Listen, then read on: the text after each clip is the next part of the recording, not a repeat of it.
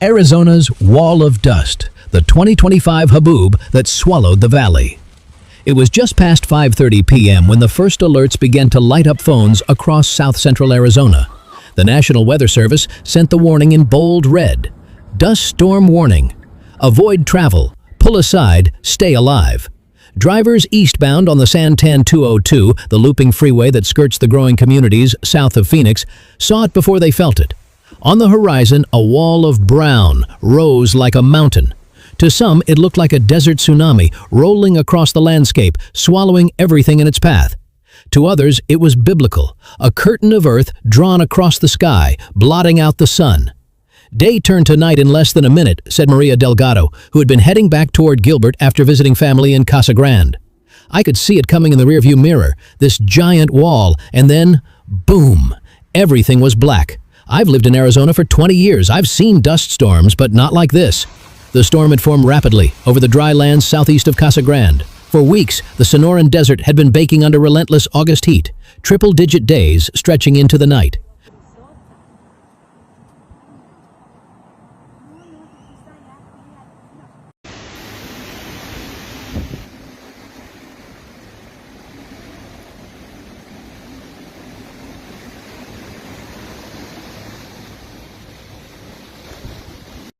A weak monsoon cell collapsed over the open desert, its downdrafts hammering the earth and lifting millions of tons of fine silt into the air.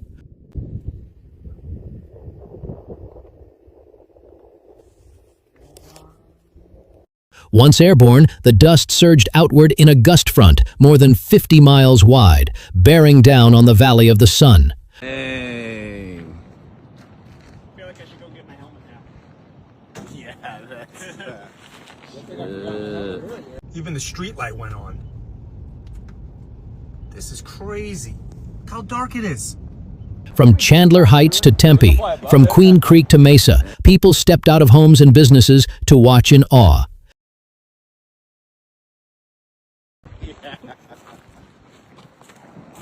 I'm moving it pretty quick. Cell phone cameras captured the rolling beast as it advanced. The video spread online instantly, captions reading Haboob 2025, day turns to night in Phoenix, apocalyptic Arizona.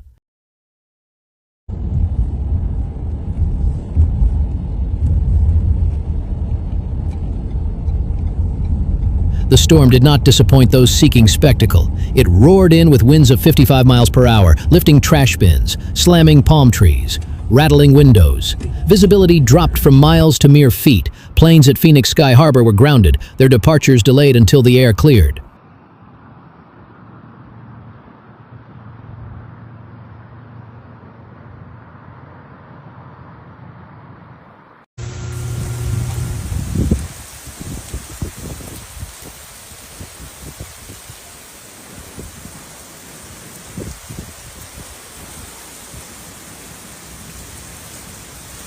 On I-10, I-17 and the 202, dozens of cars pulled to the side as the wall of dust engulfed them.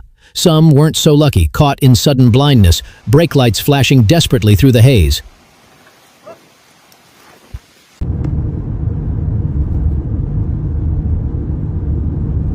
"I've never felt so powerless," said truck driver Anthony Ramos, hauling a load of produce northbound toward Phoenix.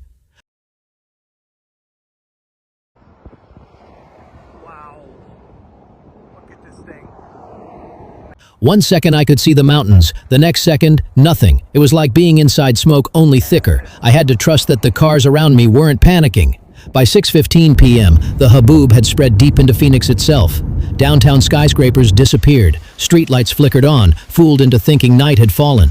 In North Phoenix, residents watched the brown wall advance, cresting over Camelback Mountain and spilling into neighborhoods.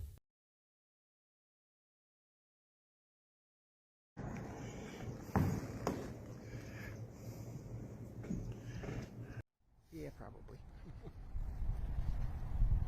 This moves in. Arizona is no stranger to dust storms. The valley sits in a unique geography where dry soils, monsoon downdrafts, and open desert combine into perfect conditions for haboobs.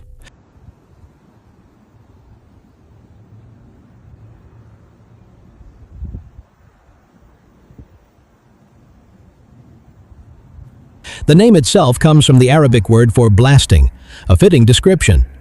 But meteorologists noted that this storm was on another level.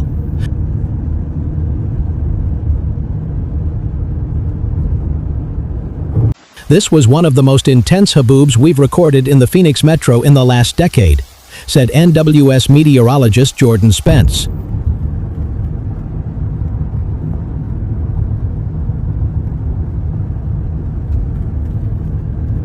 The density of the wall, the size of the particles, the speed of the outflow, it checked every box for extreme.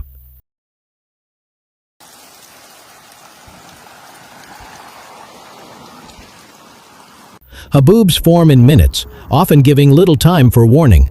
This one exploded out of Pinal County and barreled toward Maricopa before most commuters had left work.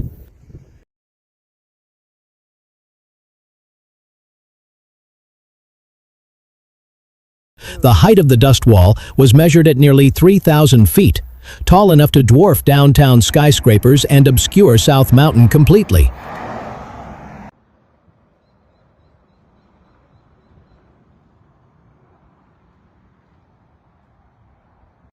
The storm's power lay not only in the spectacle, but in its reach.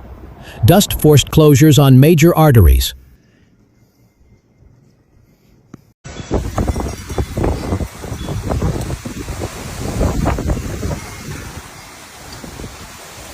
I-10 between Casa Grande and Phoenix, I-8 toward Yuma, and sections of Highway 347. Multiple pileups were reported, though early in the evening officials could not confirm the extent of injuries.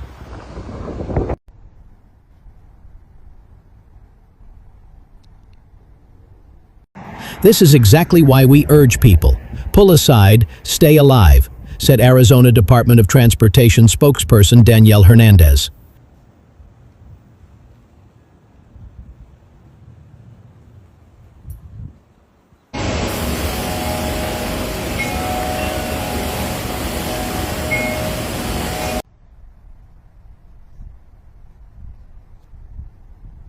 When you can't see, you can't drive. It's that simple. We'd rather people get home late than not at all. Yet many ignored the warnings.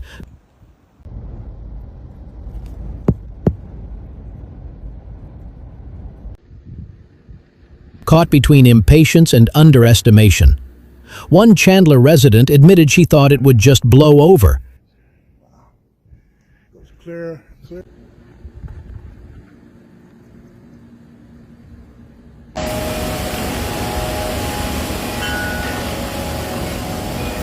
Instead, her SUV ended up stalled in a 3-car fender bender on the 202. Those caught outside described the sensation as suffocating. Dust-filled noses and mouths, gritty on the tongue.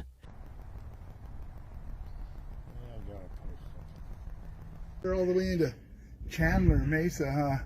People covered their faces with shirts, scarves, even grocery bags to keep from choking. In Casa Grande, where the wall first struck,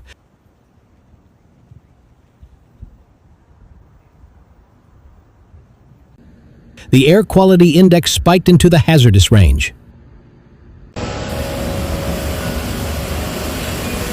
Local hospitals prepared for an influx of patients with asthma and respiratory distress. Wow. The elderly and very young were urged to stay indoors, with windows sealed.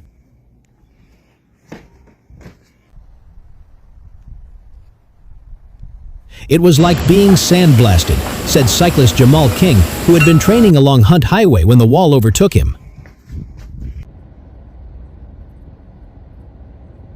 I couldn't see the road, I couldn't breathe. I ditched my bike and crouched behind a wall until it passed.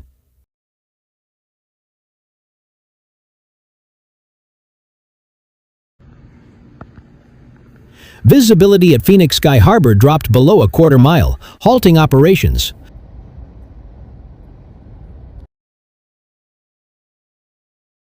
Flights inbound from Los Angeles and Denver circled in holding patterns until it was safe to land.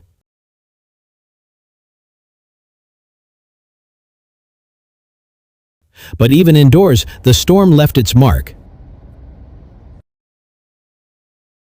Fine dust seeped through the tiniest cracks, coating countertops,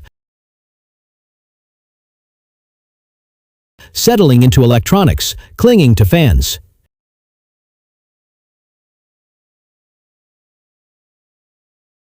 You think your house is sealed? A Haboob will teach you otherwise, said longtime Mesa resident Gloria White.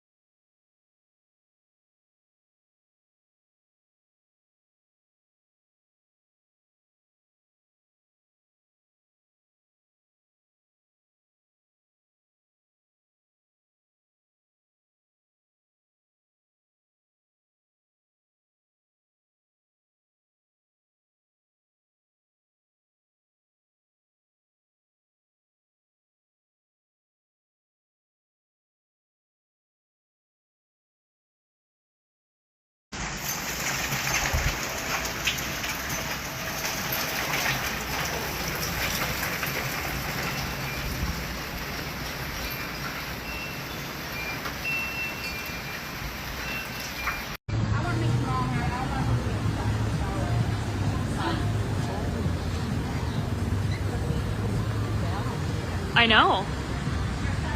Like, this is